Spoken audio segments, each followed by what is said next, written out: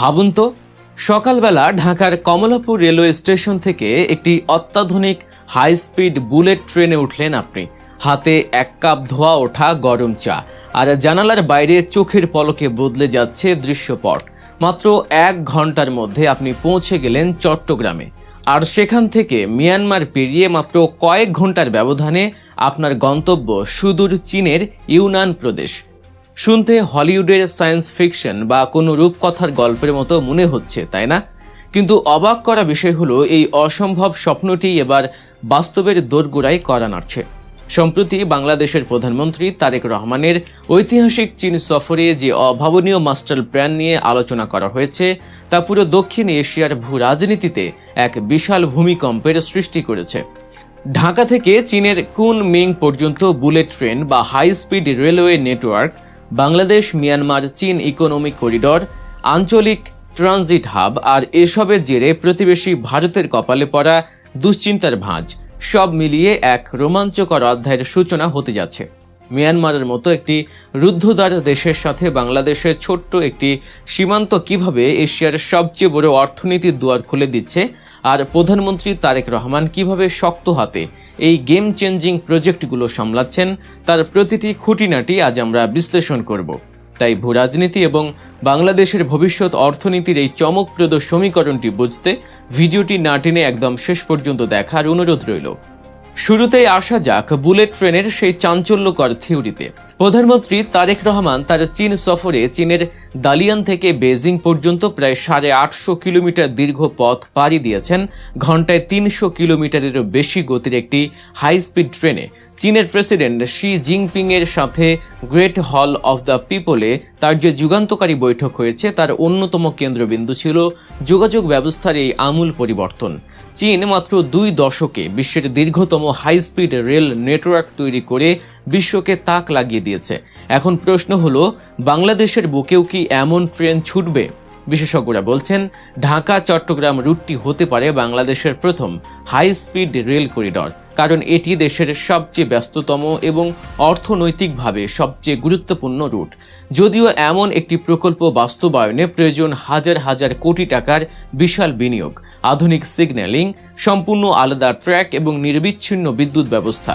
কিন্তু যদি এই হাই স্পিড রেলওয়ে বা বুলেট ট্রেন সত্যিই বাস্তবায়িত হয়, তবে ঢাকা থেকে চট্টগ্রাম বা কক্সবাজার হয়ে মিয়ানমারের ভেতর দিয়ে চীনের ইউনান প্রদেশ পর্যন্ত যাত্রী এবং পণ্য পরিবহন এমন এক গতি পাবে যা বাংলাদেশের অর্থনীতিকে এক লাফে কয়েক দশক এগিয়ে নেবে।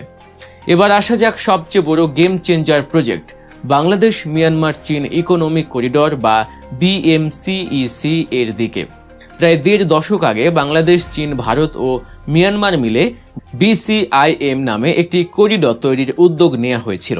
কিন্তু চীনের বেল্ট অ্যান্ড রোড উদ্যোগ নিয়ে ভারতের চরম আপত্তি এবং ভূরাজনৈতিক রেষারেষির কারণে ভারত সেই প্রজেক্ট থেকে সরে দাঁড়ায়, যার ফলে প্রকল্পটি থমকে যায়। কিন্তু এবার ভারতকেই পুরোপুরি মাইনাস করে দিয়ে নতুন ছক কষেছে বেইজিং এবং ঢাকা। এই নতুন করিডরটি চীনের ইউনান প্রদেশের রাজধানী কুনমিং থেকে শুরু হয়ে মিয়ানমারের মান্দালয় পৌঁছাবে। সেখান থেকে একটি অংশ যাবে ইয়াঙ্গুনে, আর আরেকটি অংশ মিয়ানমারের রাখাইন রাজ্যের কিয়াকপিউ গভীর সমুদ্র বন্দর পর্যন্ত বিস্তৃত হবে। আর সবচেয়ে বড় চমকটি হলো, এই নেটওয়ার্কটি সড়ক ও রেলপথের মাধ্যমে মিয়ানমারের রাখাইন থেকে সরাসরি যুক্ত হবে, যা বাংলাদেশের কক্সবাজার ও চট্টগ্রামের সাথে। ভৌগোলিকভাবে মিয়ানমারের সাথে বাংলাদেশের সীমান্ত খুব একটা বড় নয়, কিন্তু এই ছোট্ট সীমান্তটি এখন বাংলাদেশের জন্য এক বিশাল সম্ভাবনার গোল্ডেন গেট বা স্বর্ণদুয়ার হয়ে দাঁড়িয়েছে। এই করিডর পুরো দমে চালু হলে বাংলাদেশ থেকে ট্রাকে করে মাত্র 24 ঘন্টার মধ্যে চীনের বাজারে পণ্য পৌঁছানো সম্ভব হবে। আর ঠিক এখানেই শুরু হয়েছে ভারতের আসল মাথা ব্যথা। ভারতীয় গণমাধ্যম, বিশেষ করে NDTVর মতো প্রভাবশালী সংবাদ মাধ্যমগুলো প্রধানমন্ত্রী তারেক রহমানের এই সফরকে সাধারণ কোনো দ্বিপাক্ষিক সফর হিসেবে দেখছে না। তারা এটিকে দক্ষিণ এশিয়ার কৌশলগত ভারসাম্যে এক বিশাল পরিবর্তন বা স্ট্র্যাটেজিক শিফট হিসেবে আখ্যায়িত করছে।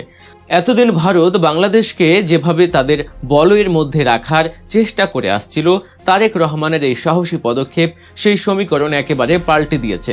বিশেষ করে মোংলা বন্দরের পাশে 110 একর জমিতে চীনের জন্য বিশেষ অর্থনৈতিক অঞ্চল গড়ে তোলার যে চুক্তি হয়েছে, তা ভারতের জন্য একটি বড় ধাক্কা, কারণ এই জায়গাটি আগে ভারতের জন্য বরাদ্দ ছিল।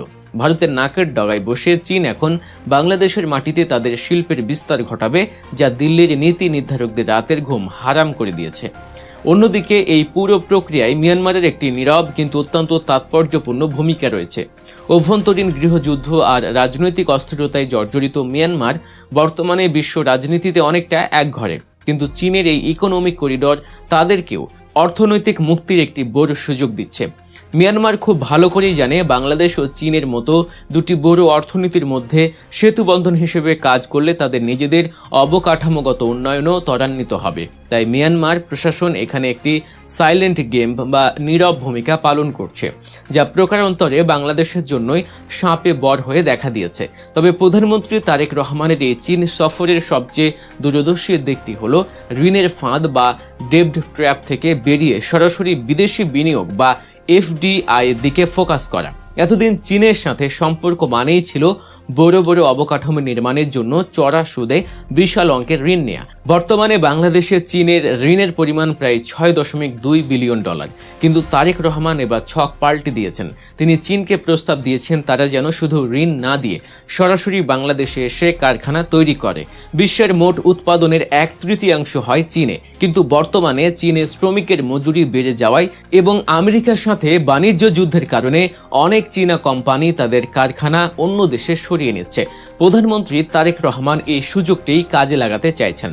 চীনের ব্যবসায়ীদের তিনি চ্যালেঞ্জ ছুড়ে দিয়েছেন আগামী 18 মাসের মধ্যে চট্টগ্রামের Anowara Chinese economic and industrial জোনে তাদের প্রথম কারখানা স্থাপন করার জন্য প্রায় 4,189 কোটি টাকা ব্যয়ে এই জোনের অবকাঠামো, রাস্তাঘাট, বিদ্যুৎ, গ্যাস ও জেটি নির্মাণের কাজ অনুমোদন দেওয়া হয়েছে। চীনের এই কারখানাগুলো বাংলাদেশে স্থানান্তরিত হলে লাখ লাখ মানুষের কর্মসংস্থান হবে, দেশে নতুন প্রযুক্তির প্রবেশ ঘটবে এবং বাংলাদেশের রফতানি বাণিজ্য শুধু তৈরি পোশাকের উপর নির্ভরশীল না থেকে বহুমাত্রিক রূপ নেবে।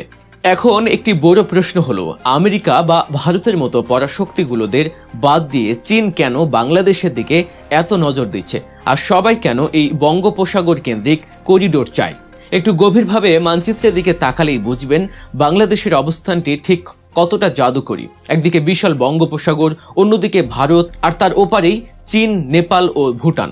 দক্ষিণ এশিয়া এবং দক্ষিণ পূর্ব এশিয়ায় ঠিক সংযোগস্থলে থাকা বাংলাদেশ যেন পুরো অঞ্চলের হার্টবিট। আমেরিকা চাইছে ইন্দো প্যাসিফিক কৌশলের অংশ হিসেবে মিয়ানমারের রাখাইনে মানবিক সাহায্য পৌঁছানোর নাম করে একটি মানবিক করিডোর তৈরি করতে, যাতে এই অঞ্চলে তাদের সামরিক ও কৌশলগত উপস্থিতি বাড়ে। অন্যদিকে চীন চাইছে বঙ্গোপসাগর পর্যন্ত একটি নিষ্কণ্টক অর্থনৈতিক করিডর বা স্থলপথ, যাতে সমুদ্রপথে কোনো যুদ্ধ বাঁধলে বা ভারত মহাসাগরে তাদের বাণিজ্য জাহাজ আটকে দেয়া হলে তারা মিয়ানমার ও বাংলাদেশ হয়ে সরাসরি বঙ্গোপসাগরে নামতে পারে। আবার এর মাঝেই জাপান মাতার বাড়িতে গভীর সমুদ্র বন্দর তৈরি করে ফ্রি ট্রেড জোন বা মুক্ত বাণিজ্য অঞ্চলের খেলায় মেতেছে। পরাশক্তিগুলোর এই ত্রিমুখী লড়াইয়ে বাংলাদেশ এখন আর কোনো অসহায় গুটি নয়, বরং প্রধানমন্ত্রী তারেক রহমানের মতো দূরদর্শী নেতৃত্বের কারণে বাংলাদেশ এখন হয়ে উঠেছে ভূ রাজনীতির দাবা খেলার মূল নিয়ন্ত্রক।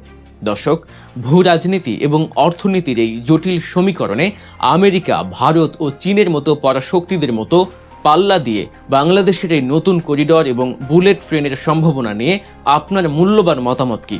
এটি কি আমাদের জন্য আশীর্বাদ নাকি লুকিয়ে থাকা কোনো নতুন ফাঁদ? কমেন্ট বক্সে অবশ্যই আপনার চিন্তা ভাবনা আমাদের সাথে শেয়ার করবেন। দেশের এবং বিদেশের এমন আরও গুরুত্বপূর্ণ বিশ্লেষণধর্মী এবং